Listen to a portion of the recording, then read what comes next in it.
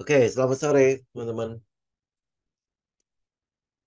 Oke, kita mulai ya market review kita hari ini ya. Oke, hari ini teman-teman mungkin bisa ngelihat ya ada beberapa hal yang mungkin teman-teman bisa pelajari kembali ya di hari ini ya. Satu eh, Goto ya, satu mengenai Goto. Jadi kalau teman-teman lihat Goto, jadi ini indeks dulu ya. Indeks harga saham gabungan hari ini turun lumayan banyak. Itu salah satunya gara-gara Goto. Ya, kenapa Goto? Nih, tadi pagi waktu Goto opening itu di mana? Di 106 ya. Di saat pokoknya dia naik lah ya. Naik lumayan tinggi. Ya, naik lumayan tinggi. Kemudian saya udah sempat ngepost kan apa yang terjadi pada Goto di Tele kan. Ya, jadi chartnya teman-teman bisa lihat ya. Jadi ada kayak shooting star gitu di situ. Ya, jadi kayak apa ya, shadow panjang ke atas. Ya, tetapi ya waktu awal tuh kayak inilah kayak apa namanya kayak batu nisan ya gravestones doji kan ya. Nah dari situ aja saya udah mulai curiga, oh ini jangan-jangan ada resisten-resisten dari situ. Jadi kalau teman-teman lihat itu ada EMA 200 di sana ya. Jadi setelah break kemudian ada EMA 200 di sana. Ya dan teman-teman juga bisa lihat ya pada saat dia naikkan sebenarnya kenaikan juga ini ya banyak meninggalkan gap-gap di sana ya. Oke. Nah, kemudian kita lihat dari katalisnya. Katalisnya apa sih? Katalisnya kan TikTok ya. Nah, saya udah sering bilang ya ke teman-teman juga ya. Ini katalis masalahnya untuk memastikan kebenarannya ini agak susah. Karena kan rumor namanya kan. Sifatnya rumor. Karena itulah kita ngelihat ke technical. Jadi kalau lihat dari technical betul. Ya, technicalnya sendiri itu confirm banget untuk kita semua ya. Confirm. Jadi ini spring kemudian dia naikkan. Nah, tapi kenaikan pada saat spring itu kan ada namanya LPS ya. Nah, kemudian yang membuat lebih mengkonfirmasi saya lagi kalau ini akan turun adalah Arto. Arto itu sepanjang hari itu merah, ya kan? Arto itu sepanjang hari itu merah. Nah, kalau dia merah begini, ini kan jadi ini ya, jadi kayak bearish engulfing ya. Nah, kalau dia bearish engulfing, jadi ada peluang sebenarnya dia akan retest kembali ke daerah sekitar 2400 sampai 2300. Bahkan tidak menutup kemungkinan dia akan tutup gap lagi. Nah, ini kalau technical mengatakan seperti ini, iya, ini kalau technical mengatakan seperti ini agak-agak ini ya, agak-agak membuat kita berpikir kembali apakah rumor itu jangan-jangan nggak jadi ya. Ya ini rumornya. Nah ini benar nggak jadi atau seperti apa kita belum tahu ya. Tapi sekarang posisinya secara teknikal menunjukkan adanya koreksi lebih dulu. Ya, nah kalau teknikalnya Goto itu ada koreksi, nah kemungkinan besar indeks harga saham gabungan pun akan mulai koreksi. Jadi teman-teman lihat dari candle hari ini itu kan kayak shooting star banget ya. Ya, kayak shooting star banget. Kemudian kalau dia kayak gini ya ada peluang sebenarnya dia akan retest kembali ke area sini. Ya, area sekitar 6.930 sampai 6.960. Ada peluang dia akan tutupin. Ini kan ada gap yang kebuka ya. Nah, kalau sampai ini nggak kuat, 6.930 60 itu nggak kuat, dia mungkin akan tutupin gap yang masih kebuka sedikit di sini. Di daerah 6.800, 6.900 gitu ya. Antara itu ya 68, tepatnya itu 6894 sampai 6885. Jadi itu ada gap yang sedikit sekali di indeks harga saham gabungan. Nah, oke. Okay? Nah, tapi ingat ya teman-teman ya, jangan gara-gara indeks turun kemudian dibilang window dressing selesai ya. Jangan, ini baru awal bulan loh. Ya, baru awal bulan. Kemudian kalau teman-teman lihat dari katalis global yang ada, nanti tanggal 13 Desember itu kan ada rapat The Fed ya. Jadi berarti 10 hari lagi ya. 9 hari lagi tepatnya ya. Nah, itu ada rapat The Fed ya, rapat The Fed walaupun mungkin ya sekarang semua kesepakatan yang ada itu menunjukkan bahwa The Fed akan mempertahankan suku bunga. Bahkan tidak menutup kemungkinan di 2024 itu akan menurunkan suku bunga. Ya, ini ada peluang seperti itu. Karena itulah teman-teman lihat kayak emas ya, emas mulai naik ya. Kenapa kenaikan emas? Ya karena penurunan dari indeks dolarnya. Kemudian pelemahan dari ekonomi-ekonomi global. Ya, ekonomi global itu boleh dibilang cukup melemah lah ya. Kita lihat dari China, ya ekonominya seperti apa, kemudian US apalagi ya, walaupun kelihatannya ada perkembangan untuk menuju ke arah lebih baik, inflasi udah mulai turun, tetapi kondisi konsumsi yang ada itu tidak mampu mengangkat perekonomian yang ada kan. Jadi ya makanya ada antisipasi ya, antisipasi dari pasar kalau akan terjadi resesi ya. Karena itulah makanya emas kemarin sempat all time high lagi ya emas ya. Coba kita lihat sebentar. Emas, ini emas ya. Nah, hari ini emas ini sempat tinggi kan? Ya, ini sempat meluncur sampai ke 2.150 tadi pagi ya. Tetapi dengan luncuran ini ya kita memberikan kita konfirmasi ya. Moga-moga nanti nanti malam juga nggak terjadi apa-apa ya. Ada konfirmasi bahwa di sini akan terjadi koreksi. Ya, ini seperti yang sudah kita bahas di tadi siang lah ya. Euro USD kemungkinan besar ada koreksi karena dia korelasinya kan positif ya antara Euro USD dengan emas, AUD ya, Australian Dollar dengan emas juga korelasinya cukup positif ya. Jadi ya kita ngelihat memang akan ada potensi penurunan dulu dengan emas ya. Kemudian kalau teman-teman lihat dari indeks dolarnya, DEX. Indeks dolarnya sendiri itu juga menunjukkan ada potensi pergerakan naik dulu. Ya, ada pergerakan naik dulu. Ini kan teknikalnya ya. Tuh lihat ya, dia sempat naik ya. Ini mungkin adalah manuvernya, manipulasinya, kemudian kembali turun ya. Kembali turun. Jadi ini mungkin kalau teman-teman udah tahu ya market structure kan. Jadi pasti nanti ada swing high dulu ya, kemudian buat turun kembali. Ya, ini yang mungkin akan kita lihat beberapa beberapa hari belakang nanti ya sampai ke depannya. Oke. Nah, apa yang terjadi hari ini juga saya sempat posting tadi pagi saham-saham kesehatan ya, saham-saham yang berhubungan dengan kesehatan ya. Di situ ada Kalbe, ada Kimia Farma, ada Indofarma. Kemudian ya itu yang kesehatan ya yang saya posting tadi pagi. Kenapa ini? Ya teman-teman kalau di kelas kan saya udah katakan kan, kalau teman-teman melihat sebuah berita kepoin, ya kepoin curigain sesuatu. Jadi apa yang kita lihat dari kesehatan? Karena ada apa yang namanya itu ya wabah apa gimana bacanya pneumonia ya, yang paru-paru itu yang cukup misterius katanya di China sana. Nah, kemudian yang diserang itu anak-anak doang. Ya, anak-anak doang. Jadi kita lihat memang peningkatan kasusnya itu sangat-sangat tinggi, tetapi mungkin ya karena China ya, teman-teman bisa itu ya, lihat dari waktu COVID ya. Keterbukaan informasi mengenai angkanya itu kan susah banget kita dapatkan kan, ya. Nah, jadi ini yang jadi meraba-raba lagi nih ya. Pasar mulai meraba-raba lagi. Apakah ini akan berkembang lagi menjadi kayak COVID? Ya, atau itu seperti apa? Nah, ini teman-teman harus kupas nih. Kalau dia berkembang lagi menjadi sebuah wabah baru, ya you bisa lihat ya itu kan mungkin akan ada cyclical yang berulang lagi seperti waktu COVID ya. Nah, atau jangan-jangan ini sebenarnya masih COVID-nya, cuman ya mungkin varian-varian yang diserang itu mungkin berbeda gitu ya. Kenapa? Karena kalau teman-teman lihat dari ini ya keadaan kita saat ini kan kita pasca COVID. Bukan berarti COVID-nya nggak ada kan? Ya, tapi kita sudah nggak pakai masker, udah gini. Jadi kalaupun nanti kena flu, kena pilek ya dan sebagainya, udah dianggap sebagai hal yang normal gitu kan? Ya, nah kemudian berita terakhir di Singapura itu kasusnya itu naik lagi ya menjadi sekitar 21.000 kasus. Ini Singapura loh ya. Nanti sebentar lagi akan didatangi oleh orang-orang seluruh dunia terutama Indonesia. Sebentar lagi karena ini Desember kan. Ya, sebentar lagi akan menuju ke sana.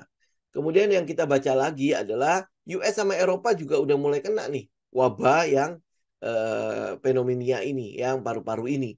Nah ini gimana nih? Apakah nanti sampai ke Indonesia lagi? Nanti Indonesia tenang-tenang jadi kayak COVID gitu, tiba-tiba meledak lagi. Ini yang harus teman-teman kepoin. Ya, kita nggak tahu apakah kasus ini akan berlangsung lama atau enggak. Nah, kalau lihat dari teknikal dari saham-saham tersebut, itu makanya kenapa saya posting ya. Kalau teman-teman lihat teknikalnya, itu ada di dasar.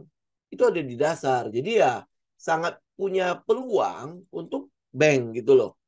Ya. Ini kalau yang untuk yang kimia farma ya, kita lihat memang udah ada pergerakan sebelumnya, sudah ada pergerakan sebelumnya. Lihat ya, sudah ada pergerakan sebelumnya. Ini juga pasti di saat itu lagi panas-panasnya mengenai wabah itu ya. Kemudian kalau teman-teman lihat ini, saya cuma lihat sampai sini aja. Teman bisa lihat ya, ini kan adalah supportnya ya. Jadi di dasar, kemudian dia turun lagi kembali ke dasar. Nah, kemudian hari ini bank lagi.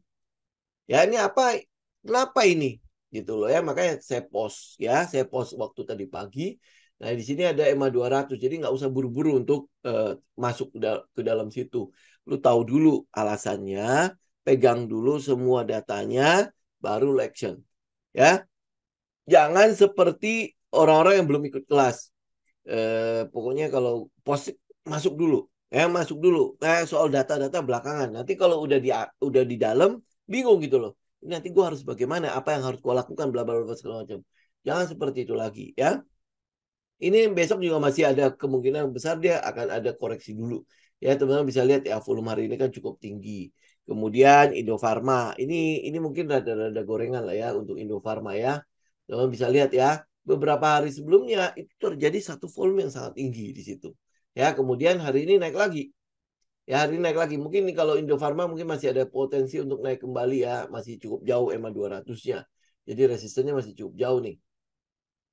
Ya, nah kemudian Kalbe, nah Kalbe ini memang dari dulu begitu ya, responnya pelan sekali. Ya ini padahal ya kalau lihat ya kemarin tuh beberapa hari yang lalu juga volume juga cukup tinggi. Ya tapi ini ya karakternya dia lah ya. Kalbe itu selalu begitu. Kemudian teman-teman lihat juga Sido. Ya Sido juga hari ini lumayan lah ya, lumayan lumayan kenceng juga ya. Walaupun kita tahu kalau untuk Sido ya termasuk yang Kalbe Kimia Indofarma itu baru awal mulai ya. Kemarin kemarin kalau nggak salah hari Jumat kemarin saya juga udah menginformasikan kepada teman-teman ya, kalau Sido itu udah mulai kelihatan akan terjadi perubahan pada karakternya. Jadi dari turun mungkin akan udah selesai turun, dia akan beralih ke trend selanjutnya ya. Jadi ini yang kita lihat tuh Sido itu masih akan cari AR-nya. Kalau dia masih cari AR, berarti masih ada potensi koreksi di sana. Tetapi kalau teman-teman yang investor, kan biasanya mereka koleksi karena ada uang kan. Ya udah tinggal cicil. Ya nanti ya tinggal dia turun lagi ke daerah-daerah sekitar support lagi, ya lu cicil-cicil lagi ya kayak gitulah ya. Ya, teman-teman udah tahu lah ya caranya ya. Cuman kalau kita ya belum masuk dulu lah. Oke, nah itu untuk kesehatan. Jadi kenapa saya post di situ. Kemudian kalau untuk gajah tunggal, kebetulan di situ ada money spotnya dan kebetulan juga kemarin itu muncul berita soal Lokehong mulai beli lagi di situ 5%. Ya udah 5% lebih ya. Makanya saya post. Jadi kebetulan di situ ada money spot. Dia udah sempat naik kan, udah sempat naik, kemudian di situ aja kan, jadi kayak flag jadinya kan, jadi kayak flag. Ini hari ini arah ya, ini bukan berarti saya post kemudian saya udah tahu bahwa dia hari ini akan naik dan lain sebagainya, enggak, saya juga nggak tahu ya, cuman karena setupnya semua cocok ya, semua cocok ya, makanya saya post ya. Jadi ini untuk si gaji tunggal saya udah keluar ya, karena saya nggak dapat gitu loh informasi mengenai apa yang terjadi pada gajah tunggal. Ya, kalau teman-teman punya informasi yang itu ya silakan teman-teman kasih ke saya ya. Ini saya nggak dapat. Yang saya dapat sekarang cuman faktor si Pak Lokeng Hong doang. Ya, sedangkan untuk yang fundamentalnya segala macam kok saya nggak dapat ya. Saya korek-korek nggak dapat ya udah. Ya, jadi maka dari itu saya keluar ya. Kebetulan dia udah di dekat resisten juga. Ya udah ya, bungkus aja segitu. Ya, nah kemudian untuk Goto juga balik lagi ke sini ya, ke Goto ya. Goto juga sebenarnya sama. Itu sebenarnya juga bisa menjadi sebuah pelajaran lah buat teman-teman ya. Sebuah apa kalau kita lihat bahwa kok dia tiba-tiba sebenarnya dari kemarin itu sudah mulai euforia. Kita udah lihat dia euforia.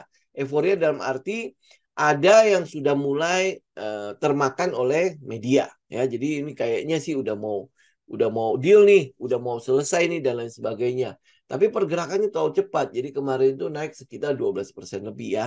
12%. Kemudian hari ini yang paginya dia tiba-tiba kayak doji gitu kan ke atas kan. Belum ada penurunan sama sekali. Penurunannya baru terjadi pada saat sore hari. Ya, pada saat antara jam 3 menuju ke jam 4 itu baru mulai mereka turun. Ya, baru mulai terjadi penurunan di situ. Saya keluar di 111. Jadi triple satu saya keluar. Karena apa? Waktu sore hari saya buka, dia ada di 111 sama 112. Ya, jadi nggak ada pilihan lain kalau misalnya saya mau ya saya tinggal haki ya, tinggal haki. Jadi hajar kiri untuk keluar. Ya, nah saya nggak tahu. Tapi ini bukan berarti setelah saya hajar kiri kemudian dia ambrol, enggak. Ya, itu masih cukup lama kok, setengah jaman lah ya, setengah jaman kemudian baru dia ambrol. Ya, lumayan lah masih dapat sekitar berapa ya, 14 apa 15%-an. Kemudian dia ambrol. Nah, apakah ini udah berakhir? Ya belum tentu juga trennya itu akan berakhir. Cuman ini kan sekarang yang kita bilang ya, yang kita lihat saat ini adalah kenaikan pada si Goto ini adalah karena faktor rumor tadi. Dan saya udah wanti-wanti ke teman-teman kan, kalau rumor ini kalau sampai terkonfirmasi tidak jadi, nah dia bisa jadi seperti kasusnya si Delta Dunia Makmur. Jadi dia bisa ambrol begitu aja kan dengan cepatnya. Ya karena itulah teman-teman harus punya trailing stop. Dari awal tuh trailing stop. Nah yang saya curiga itu yaitu di pagi hari. Di mana terjadi doji di sana. Nah ini kok naik gitu ya 106. Tapi tidak berhasil bertahan. Sampai sore itu dia tidak berhasil naik. Maksud saya itu kenapa sampai sore? Karena kan harga close yang jauh lebih penting kan. Kita mau lihat adalah dia balik lagi ke 106. Ternyata nggak bisa naik. Ya nggak bisa naik. Nah di sini pelajaran buat kita. Oh kalau kayak gitu udah lebih baik kita antisipasi dulu. Apalagi kenaikannya sebenarnya sudah 100% lebih. Karena itu dari 54 dia naiknya. Jadi kalau terjadi koreksi di sini, itu sesuatu yang wajar. Apalagi kalau sampai rumor itu beneran jadi kenyataan, tentu ini ada daerah-daerah di mana kalau kita bilang ketidakseimbangan ya, imbalance di situ ada. Jadi dia akan tutupin dulu. Dia akan tutupin dulu sekaligus kayak orang bilang apa yang ngusir ya, ngusir retail-retail yang ada ya, nanti habis itu dia baru mulai kembali naik dengan lebih mulus lagi gitu loh. Nah, kalau teman-teman lihat dari setupnya, ini kan berarti akan ada LPS demi LPS kan? Ya, akan ada pullback, pullback, pullback itu loh. Ya, akan ada pullback, pullback. Jadi setelah dia swing high, udah dapat high-nya, dia akan ada pullback-nya kan? Ya, jadi kalau lihat market structure, lu lihat di fase D, itu kan nanti ada LPS buat naik kan? Gitu. Nah, ini yang kita lihat pada si Goto. Kemudian Goto ini kan satu paralel sama si Arto kan. Nah, mengkonfirmasi saya keluar itu juga Arto. Ya, Arto hari ini turun lumayan. Nah, apalagi Arto hari ini kena UMA lagi kan. Karena kenaikannya memang nggak make sense kan. Kenaikannya kan cuma ngekor si Goto doang kan. Kalau teman-teman lihat ada nggak hal lain yang mempengaruhi pergerakan bank digital? Nggak ada. Ya, jadi benar-benar cuman ya di situ ya rumor tentang TikTok Shop itu. Ya, nah kita nggak tahu kan dia akan kemana kan? BBHI di Bukalapak, BBYB itu di apa ada sempalan ke Shopee kan? Kayak gitu-gitu aja gitu loh. Ya, nah selain itu nggak ada. Jadi kalau dia masuk UMA ya wajar aja sih gitu. Oke? Ya ini paling untuk hari ini. Oh, kok ya. Kemudian teman-teman ini mungkin sekedar informasi buat teman-teman. Kalau nanti tahun depan kan kita ada kelas untuk forex ya, kelas untuk forex. Jadi ini mungkin sekalian lah saya sampaikan. Jadi nanti kita akan ada kelas forex yang batch satunya itu tanggal 20 sama 21 Januari. Jadi gini, sistem untuk forexnya ya. Kita nanti di 21 itu Sabtu dan Minggu ya itu kan adalah kelas teori. Ya, kelas teori. Nah, kelas teorinya itu akan mulai dari jam 8 sampai jam 12 siang. Ya, sama seperti kayak coaching kelas. Jadi kita ada 2 hari, jam 8 sampai jam 12. Kemudian nanti ada 2 sesi, itu live. Ya, akan ada live trading di Selasa sama di hari Kamis. Ya, kenapa nggak taruh di Senin? Kenapa nggak taruh di Jumat? Ya, kenapa nggak taruh di Rabu? Ya, sebenarnya Rabu juga oke sih. Rabu juga bisa kan. Cuma kan Rabu kita ada market update ya. Nah, kalau buat teman-teman ketahui ya, karena kita tahu bahwa likuiditas, kalau kalau teman-teman, saya nggak tahu kalau teman-teman kalau trading di forex itu dicatat apa enggak ya. Tapi kalau teman-teman catat, teman-teman akan mulai lihat bahwa likuiditas yang paling besar itu ada di Selasa sampai ke hari Kamis. Ya, Senin itu adalah pembentukan trend, Jumat itu adalah taking profitnya. Ya, orang-orang ya, makanya kan saya jarang sekali kan trading di hari Jumat kan. Nah, Senin itu adalah pembentukan trend. Nah, nanti trend yang sesungguhnya yang bisa kita trading kan itu di Selasa sama di hari Kamis. Jadi Selasa, Rabu, dan Kamis. Jadi kalau teman-teman lihat likuiditasnya, itu banyak di situ.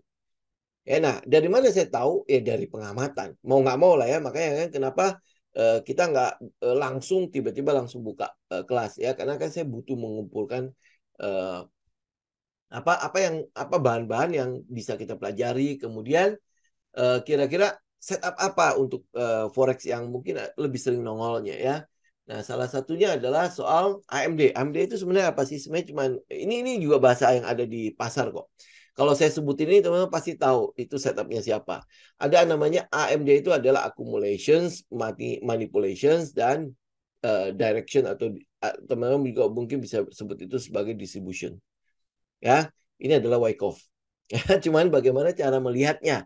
Ya, nah saya sebutnya sebagai power of three. Ya, power of three itu apa? Beberapa waktu yang lalu kan saya sempat share tentang satu video interview dengan Rally William ya. Rally William. Jadi itu seorang trader yang mengatakan bahwa uh, lu mesti menunggu apa setup seperti apa. Setup dia tenang, dia mulai sideways, kemudian terjadi penurunan di bawah, pak gitu kan?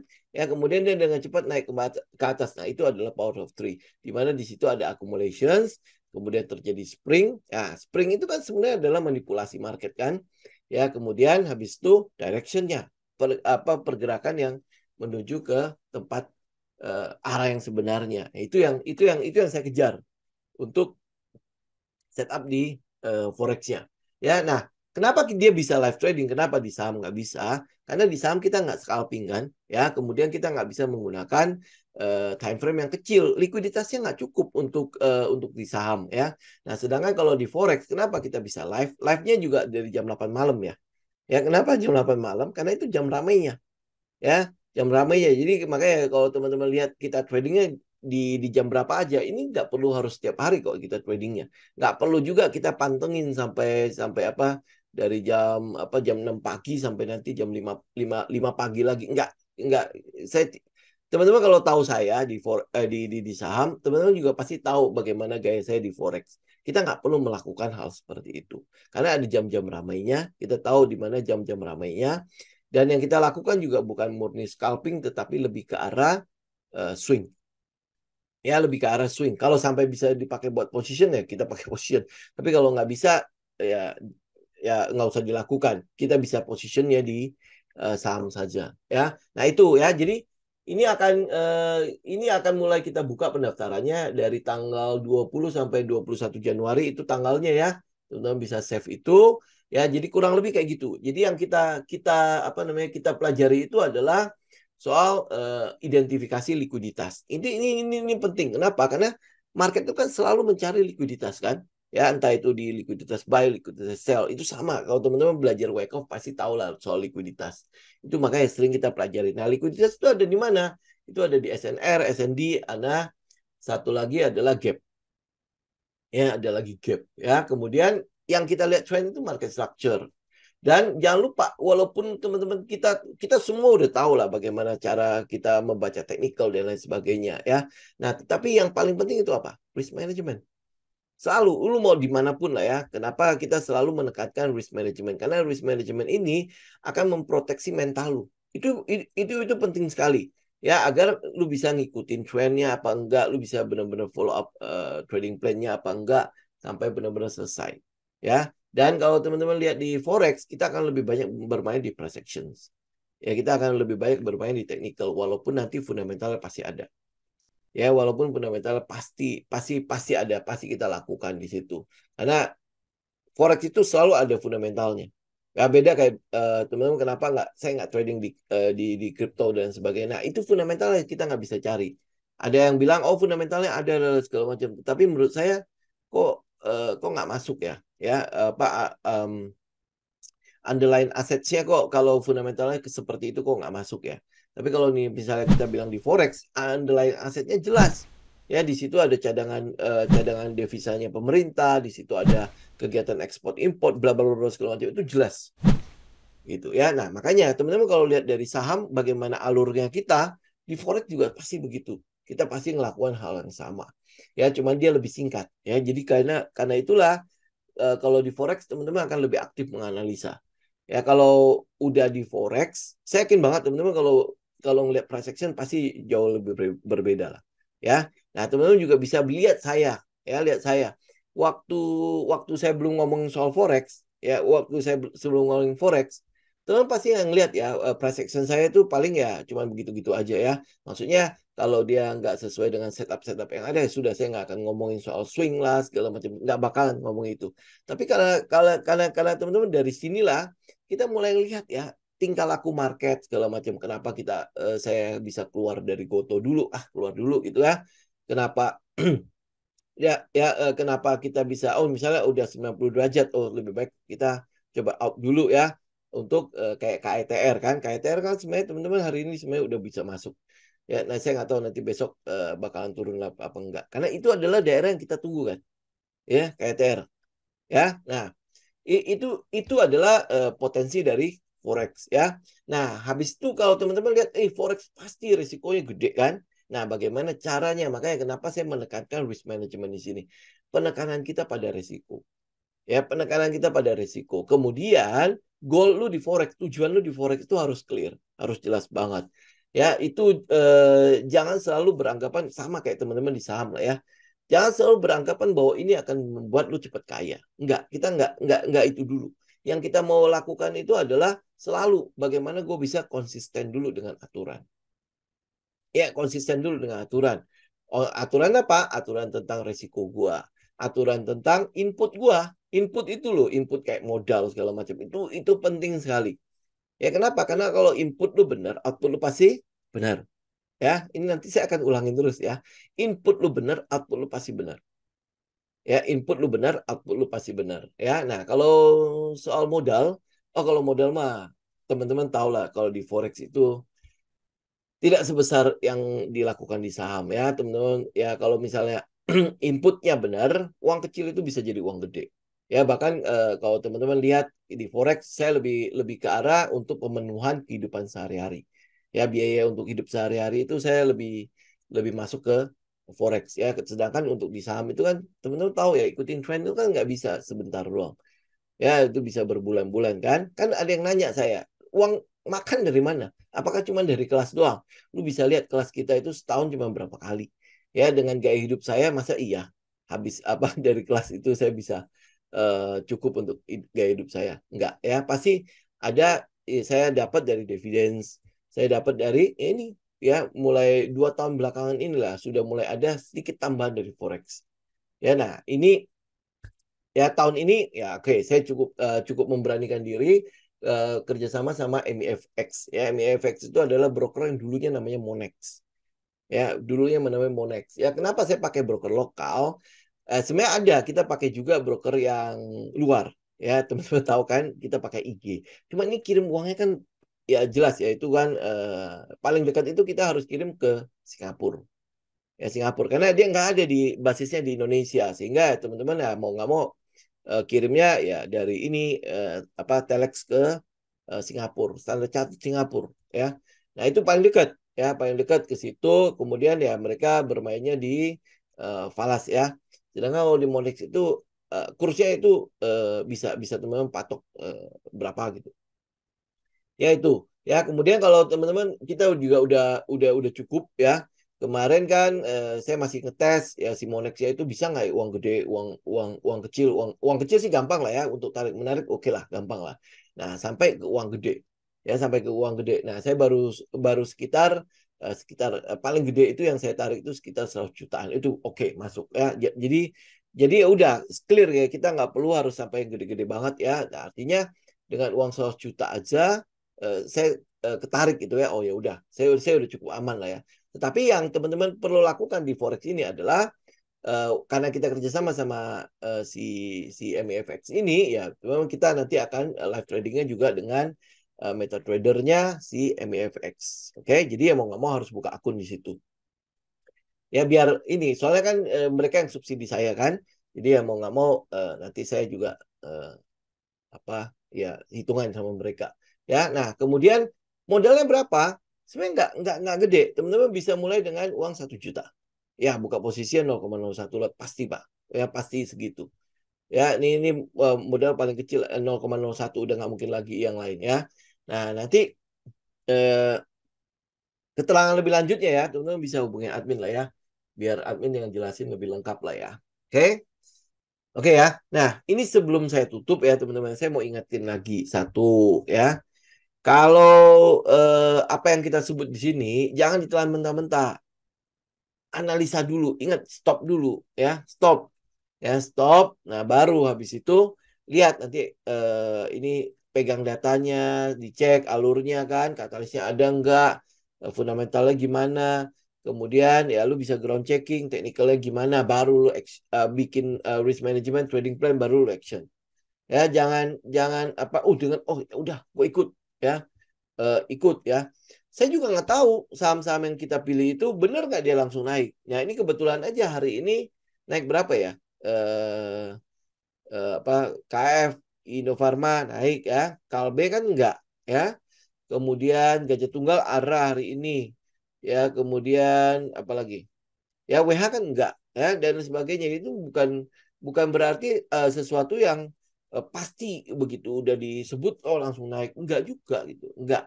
Ya lu analisa kira-kira akan seperti apa ya pergerakannya dan lain sebagainya. Jangan benar-benar kayak apa ya, kayak orang yang nggak ngerti tentang trading gitu loh. Oh, ini bagus ya, oke, gua beli dulu ya, beli lah. Terus habis itu dia turun, ini apa yang harus gua lakukan? Udah naik, apa gua harus taking profit atau gimana? Ikut trendnya bagaimana dan sebagainya. Jangan seperti itu lagi ya, teman-teman. Udah harus benar-benar bisa duduk diam dulu ya. Kalau oh dia ada informasi, diam dulu, cek dulu ya datanya, katalisnya segala macam. Kan data-data yang kita provide itu kan semua gratis. Kalau gue bisa dapat, teman-teman juga pasti bisa dapat. Karena itu nggak perlu uang. Ya, benar-benar nggak perlu uang sesen pun. Kalau lu mau langganan yang premium ya kayak bisnis premium segala macam, itu pun cukup murah kok. Sebenarnya cuma 200.000 satu tahun kan, cukup murah. Tapi kalaupun nggak usah, nggak apa-apa. Trading view aja gratis, ya gratis. Saya berbayar cuma buat ngilangin itunya aja, iklannya aja. Tapi yang lain-lain tuh sebenarnya udah gratis, nggak masalah. Oh, nggak bisa keluarin banyak indikator lah, kita nggak pakai indikator. Lu mau pakai cuman moving average juga udah oke, volume udah oke, nggak perlu yang lain-lain. Ya, apa yang lu mau pakai. Ya mungkin teman-teman masih baru tentang money spot, makanya saya baru kasih yang namanya MACD RSI kan. Tapi kalau lu udah tahu, lu udah biasa ngeliat itu, kan kita udah nggak pakai, nggak perlu pakai dua indikator ini aja lu udah bisa lihat kan seperti apa dia, ya kan. Nah habis itu udah lu bisa ngambil keputusan seperti apa gitu loh. Jadi nggak perlu harus takut oh semua data yang kita punya itu harus bayar. Ya nggak usah. Teman-teman lihat kan di kelas kan kita selalu ngajarin adalah apa yang gue lakukan ya teman-teman lakukan, dan nggak berarti apa yang saya lakukan itu harus bayar mahal-mahal semua data itu saya bayar, enggak. Itu semua data itu kan gratis. Google itu gratis, ya kan? Lu cek di Google katalisnya semua gratis. Lu ambil trading view gratis. Screenernya pun gratis. Ya kan? Sekarang yang penting itu apa? Bagiannya lu adalah risk management sama psikologinya lu. Jaga. Input ini lu yang penting. Ya inputnya. Kalau input lu benar, pasti output lu keluarnya benar. Gitu ya. Kalau input lu adalah makanan-makanan yang sampah, keluarnya pasti sampah semua. Ya kan? Ya lu makan sampah keluarnya sumpah serapah. Ya kayak gitu ya. Enggak. Kalau lu masuknya bagus, masuknya benar, sekalipun lu rugi, lu udah melakukan hal yang benar. Gitu ya. Ya, namanya rugi itu kan pasti dalam trading. Ya, cuman kita mau ruginya seperti apa. Kalau lu maunya rugi-rugi besar, ya nggak bakalan lu bisa profit konsisten. Ya rugi oke, udah namanya bisnis ya. Namanya berdagang, masa iya selalu untung terus kan enggak kan? Ada waktu-waktunya di mana kita rugi. Mungkin lagi musim hujan kita nggak bisa ngapa-ngapain kan? Ya pelanggan nggak ada, ya sudah, itu terima aja. Nggak perlu kita harus maksain, oh apa, kalau hari hujan pun gua harus bisa ramai. Nggak usah. Kalau memang hari hujan, nggak marketnya lagi jelek, udah nggak usah trading. gitu, daripada lu membuat resiko lebih gede kan. Itu adalah bagian dari risk management gitu. Nah, dengan lu konsentrasi dengan risk management lu, dengan risknya lu, resikonya lu, psikologi lu pasti benar. Begitu psikologi mental lu benar, ya lu lihat trading lu pasti lebih benar. Lebih benar dibandingkan kalau tradingnya cuma gara-gara FOMO, gara-gara ketakutan, gara-gara fear, gara-gara greedy. Ini nggak ada yang benar kan? Kalau lu melakukan trading dengan 3 gaya ini, nggak ada yang pas. Nggak percaya makanya teman-teman saya sering suruh teman-teman catat. Itu adalah buku trading terbaik yang nggak bakalan teman-teman bisa dapatkan di manapun. Itu adalah buku trading terbaik. Ya lu mau tanya gue buku-buku apa aja? Saya punya buku 1 rak itu tuh. Ya. Nah, tetapi apa yang terbaik dari buku-buku itu? Jurnal lu. Itu adalah buku terbaik. Itu lu bisa belajar banyak hal di situ. Lu bisa memperbaiki diri lu, termasuk di dalamnya lu tahu gue ini karakternya seperti apa. Nah, kalau lu udah tahu karakter lu seperti apa, lu harus trading di saham-saham seperti apa. Ya contoh misalnya kayak tadi MTDL, gue nggak bakalan mau, nggak cocok sama gue. Ya contoh misalnya kayak Pegas, Antam segala macam itu adalah saham-saham yang udah gue keluarin, nggak bakalan cocok sama gue. Gue tahu gitu loh. Ya itu nggak bakalan cocok gitu loh. Kenapa? Karena karakter gue begini, masa gue suruh bergaul dengan sesuatu yang gue nggak pas, gitu kan? Nah, itu dari jurnal. Dari jurnal lu pikir gue bisa menghafalkan semua karakter-karakter saham-saham yang ada? Nggak bakalan bisa. Nggak bakalan bisa gitu kan. Tetapi karena jurnal itulah makanya kita nge-review ulang. Makanya kemarin kan yang pas uh, kita bicara mengenai recap tuh ya, bahannya kan harusnya cukup berbeda kan. Kenapa? Karena saya review ulang jurnalnya. Ini apa sih ya? Kenapa sih ya tiba-tiba bolak-balik apa kena lagi rugi ya? Ya kenapa? Karena semua faktor itu dari modal lu, input lu nih. Itu hampir boleh bilang sebagian besar masalah itu datang dari modal lu. Kalau modal lu itu, kalau saya boleh bilang haram ya, haram dalam trading itu adalah itu uang panas. Ya itu modal, itu harusnya uang yang lu harusnya pakai untuk bayar cicilan, untuk ini, untuk itu, untuk ini. Keperluan yang harus lu pakai, ya lu pakai itu untuk trading, mentang-mentang itu nganggur untuk berapa bulan, itu nggak bisa. Itu uang haram dalam dalam trading. Begitu lu pakai uang-uang itu, hasilnya outputnya nggak ada yang benar. Kenapa? Karena mendekati deadline. Ini belum ngapa-ngapain. Ini trennya itu masih belum ngapa-ngapain ya. Lu terpaksa keluar. Nah begitu keluar dia naik. Gitu kan? Nah habis itu apa yang lu dapat? Atau dia baru naik 5-6%, lu terpaksa harus keluar. Kenapa? Karena itu udah deadline. Uang ini mau dipakai. Nah, kalau dapat plus sih nggak apa-apa. Begitu dapat minus, lu lihat deh, lu akan mulai keluar yang namanya balas dendam. Emosi lu akan bermain. Di situ mulailah malapetakannya. Makanya yang saya bilang kan di awal itu semua itu bermula dari modal yang lu pakai. Kalau modal lu yang lu pakai itu haram, uang panas, hasilnya pasti nggak ada yang benar.